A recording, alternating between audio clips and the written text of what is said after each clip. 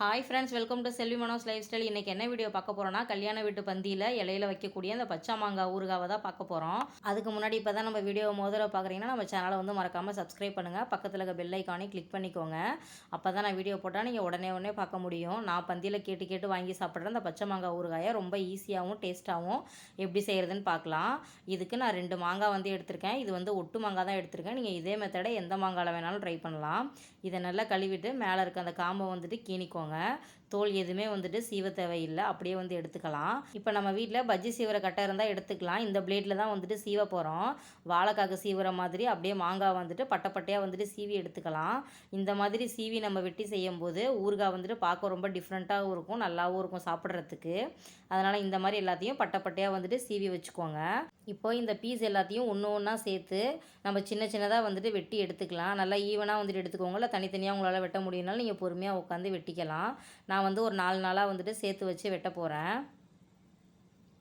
பாருங்கள், அந்த மாதிரி வந்துட்டு எடுத்து வச்சுட்டு நடுவில் வந்துட்டு 2ஆக போட்டுக்கோங்க.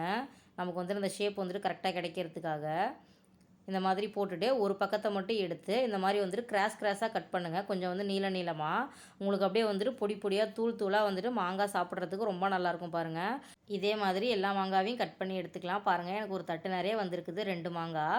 இப்போ இதை ஒரு பாத்திரத்துக்கு மாற்றிக்கலாம். இப்போ மாங்காய்க்கு தூள் போட்டுடலாம். நல்லா ஃப்ரெஷ்ஷான மாங்காயாக இருந்தால் ரொம்ப டேஸ்ட்டாக இருக்கும். இதுக்கு கோபுரம் மாதிரி 2 ஸ்பூன் அளவுக்கு தனி மிளகாய் தூள் வந்து சேர்த்துக்கலாம். 1/2 டீஸ்பூன் ஜீரகத்தூள் சேர்த்துக்கலாம். நல்லா மணமாக இருக்கும் ஊறுகாய்.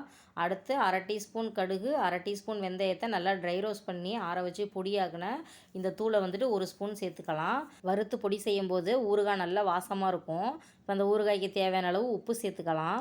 இப்போ இதை எல்லாத்தையும் ஒன்று சேர வந்து கிளறி கொடுத்துடலாம். மசாலா வந்துட்டு எல்லா மாங்காய் பீஸ்லேயும் படுற மாதிரி நல்லா வந்துட்டு கிளறி கொடுத்துக்கோங்க. நம்ம போட்டிருக்க அளவு வந்துட்டு 2 மாங்காய் அளவுக்கு வந்துட்டு சரியாக இருக்கும். பாருங்கள் எந்த அளவுக்கு நல்லா கிளறி கொடுத்துருக்கோன்ட்டு. இதை ஒரு 1/4 மணி நேரம் ஃப்ரிட்ஜில் வச்சு எடுத்துக்கலாம். பாருங்கள், ஃப்ரிட்ஜில் வச்சு எடுத்ததுக்கப்புறம் ஊறுகாய் வந்துட்டு எப்படி இருக்குதுன்ட்டு. இந்த மாதிரி வச்சு எடுக்கும்போது அந்த காரம் வந்துட்டு நல்லா அந்த மாங்காயில் இறங்கி சாப்பிட்றதுக்கு ரொம்ப ருசியாக இருக்கும். இப்போ வந்து தாளிப்பு சேர்த்துக்கலாம். ஒரு வானல் வச்சுட்டு தேவையான அளவுக்கு நல்லெண்ணெய் விட்டுருக்குறேன். எண்ணெய் நல்லா காயட்டும்.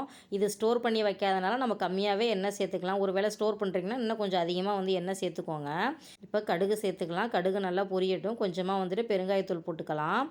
ஒரு கொத்து கருவேப்பிலையை வந்து ஃப்ரெஷ்ஷாக சேர்த்துக்கலாம். கருவேப்பிலை வந்துட்டு நல்லா பொரிஞ்சதுன்னா சாப்பிட்றதுக்கு ரொம்ப நல்லாயிருக்கும். இப்போ ஸ்டவ்வை ஆஃப் பண்ணிடலாம். இந்த சூடான தாளிப்பை வந்து நம்மளோட மாங்காயில் வந்து சேர்த்துக்கலாம். நம்ம ஊறுகாய் செய்யும்போது ஒரு சின்ன விஷயத்த கூட பார்த்து பக்குவமாக செஞ்சால் தான் ஊறுகாய் ரொம்ப நாளைக்கு உழைச்சி நல்லா வந்து டேஸ்ட்டாக இருக்கும், சாப்பிட்றதுக்கு நல்ல மணமாகவும் இருக்கும். இப்போது அந்த எண்ணெயோட சூட்லேயே எல்லாத்தையும் நல்லா வந்து கிளறி கொடுத்துடலாம். இது ஒரு 10 நிமிஷம் மூடி போட்டு வச்சுட்டு அதுக்கப்புறம் எடுத்திங்கன்னா சூப்பரான கல்யாண வீட்டு பச்சை மாங்காய் ஊறுகாய் ரெடி ஆகிடும். இதை தயிர் சாதம், சாம்பார் சாதம், கஞ்சி சாதம் நீ எல்லாத்துக்குமே யூஸ் பண்ணிக்கலாம்.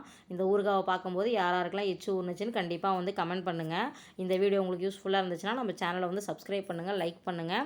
இதே மாதிரி செஞ்சு பார்த்துட்டு எப்படி இருந்துச்சுன்னு கமெண்ட் பண்ணுங்கள்.